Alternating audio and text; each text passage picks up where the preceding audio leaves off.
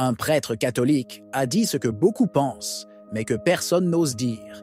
Il accuse le pape d'avoir amené l'Église au point de non-retour. Il parle ouvertement d'un schisme, d'une rupture profonde, peut-être irréparable. Un geste qui pourrait lui coûter l'excommunication. C'est un moment grave et historique, et cela mérite d'être écouté dans son intégralité. Regardez jusqu'à la fin. Et juste au moment où s'ouvre cette semaine sainte, où le mystère de la douleur se confond avec le triomphe du salut, la voix de certains hommes d'Église, encore capables de parler franchement, résonne avec un écho particulier. Parmi celles-ci, celle du père Joachim Heimerl, un prêtre autrichien qui, avec une lettre publiée sur le site de Marco Tosatti, a mis au jour ce que beaucoup prétendent ne pas voir, l'éléphant dans la pièce. Un grand éléphant inconfortable que personne ne veut nommer ouvertement, mais qui domine la scène. Nous ne sommes plus dans le domaine des nuances théologiques ou des différences pastorales. Nous sommes confrontés à un changement de religion. Dans la lettre, Heimerl ne se limite pas à critiquer le pontificat actuel. Il l'accuse ouvertement de vouloir fonder une autre Église. Pas une mise à jour, pas d'interprétation différente, mais un nouveau modèle ecclésial qui rompt avec ce qui a constitué l'identité catholique pendant des siècles. C'est la fin de la continuité, l'annulation planifiée de ce qu'on appelait autrefois la tradition. Et ce ne sont pas des avertissements catastrophiques, mais des mots que le pape lui-même a prononcés. Une nouvelle Église synodale, une assemblée ecclésiale, etc. Il n'y a plus de temps pour les interprétations bienveillantes. Ces slogans doivent être pris pour ce qu'ils sont, un manifeste idéologique. L'éléphant dans la pièce, comme l'appelle le prêtre autrichien, est désormais gigantesque, impossible à ignorer. Et ce n'est même pas caché, c'est là, à la vue de tous. Seulement, par peur ou par commodité, la plupart préfèrent chercher ailleurs. François ne représente pas la continuité avec le magistère de Jean-Paul II ou de Benoît XVI. Il s'agit en effet d'un déni systématique de celle-ci. La lutte acharnée contre la liturgie traditionnelle n'est pas un détail. C'est l'acte symbolique d'une révolution théologique qui cherche à éradiquer tout résidu d'identité préconciliaire. Et ceux qui résistent sont étiquetés, marginalisés, voire réduits au silence. La question n'est pas de savoir si ce projet est apprécié ou non. Le fait est que cela existe. C'est réel. Ce qui est en cours. Et celui qui continue aujourd'hui à parler de développement organique ou d'herméneutique de la continuité, le fait par malhonnêteté intellectuelle ou par obéissance aveugle. Parce que nous ne pouvons plus prétendre que tout va bien, que ce n'est qu'une question de style différent ou d'approche pastorale.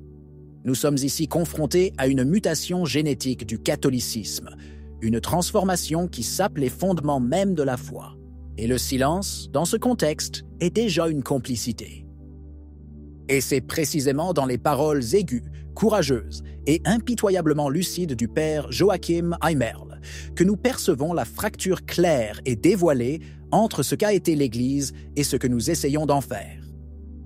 Le prêtre autrichien, qui semble désormais déterminé à signer son excommunication avec la seule force de la vérité, ne se limite pas à constater le désastre. Il le nomme, le révèle, le dénonce. Son « j'accuse » est clair, articulé, sans équivoque. François, dit-il, n'est pas le gardien d'un héritage, mais l'architecte d'un nouveau bâtiment construit sur des fondations entièrement différentes. Non pas un pontife en continuité avec le passé, mais l'initiateur d'une église parallèle, post-catholique, où l'identité est liquide et la vérité négociable. Joachim Heimerl n'a pas peur de prononcer le mot « schisme », un mot qu'ailleurs on évite comme un blasphème. Et il le fait non pas par provocation, mais par nécessité. Son analyse est chirurgicale. Nous ne sommes pas face à de petits ajustements pastoraux, mais à une discontinuité systémique. On ne peut pas parler d'une seule église quand d'un côté on lutte pour maintenir la messe traditionnelle, et de l'autre on la réprime avec des méthodes administratives, dignes d'un État autoritaire. On ne peut pas parler d'unité quand un pape bénit ce que l'Écriture condamne. On ne peut pas parler de continuité lorsque la doctrine est reformulée de telle manière qu'elle devient méconnaissable. Le prêtre autrichien touche une corde sensible lorsqu'il parle de l'Assemblée ecclésiale, prévue pour 2028.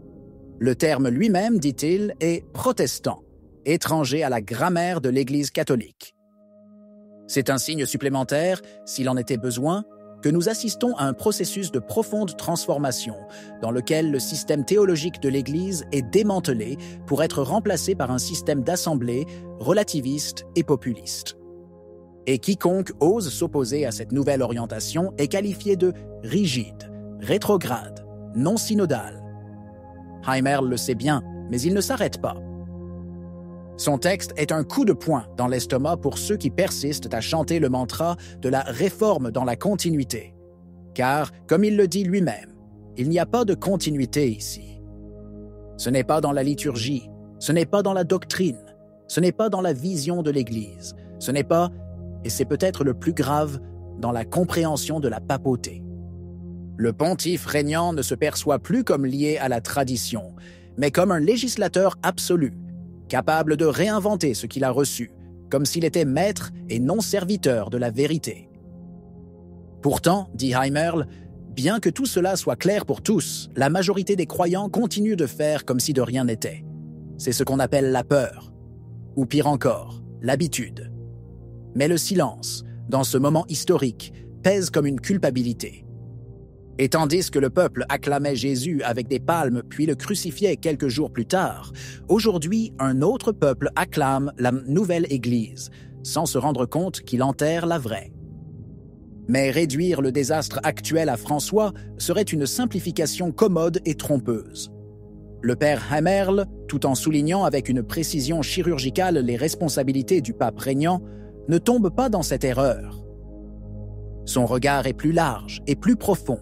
François est le fruit mûr, ou plutôt pourri, d'un processus commencé bien plus tôt et qui a trouvé un terrain fertile grâce à des décennies de concessions, de silence et d'ambiguïté. Jean-Paul II, aujourd'hui béatifié également par la mémoire collective, a certainement eu le mérite de freiner certains excès post-conciliaires, mais il n'a pas su, ou peut-être n'a pas voulu, guérir la fracture qui s'était déjà ouverte.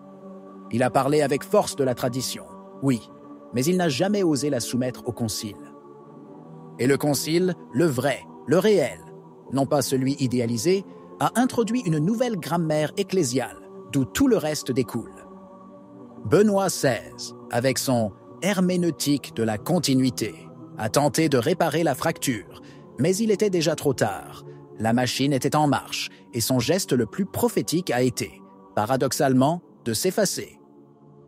Francesco n'invente donc rien. Ne terminez que ce que d'autres ont commencé ou autorisé à faire. Ce n'est pas l'exception, c'est le résultat. Et pour cela, le vrai problème n'est pas lui. C'est l'ensemble du système qui l'a généré, accueilli et soutenu. Et en ce qui concerne l'avenir, le père Heimerle ne laisse aucune place aux illusions consolatrices. Il ne s'agit pas d'espérer naïvement que la tempête passera ou qu'un futur pape saura remettre les choses à plat. Les dommages sont profonds, structurels et concernent l'identité même de l'Église. François, dit le prêtre, a déjà préparé le terrain pour ce qui va suivre, une assemblée ecclésiale en 2028. Un terme qui, comme il le souligne, sent le protestantisme et une rupture définitive avec le langage catholique, où cette nouvelle Église synodale, fluide, démocratique, horizontale, continuera à se construire. Pour Heimerle, il n'est plus question de réforme. On parle désormais de refondation. Et la question cruciale, pour tout catholique fidèle, n'est plus « quand cela finira-t-il ?» mais « pourrais-je encore reconnaître l'Église quand tout cela sera accompli ?» Qu'en penses-tu? Si vous avez aimé la vidéo, commentez. Amen. Que Dieu vous bénisse.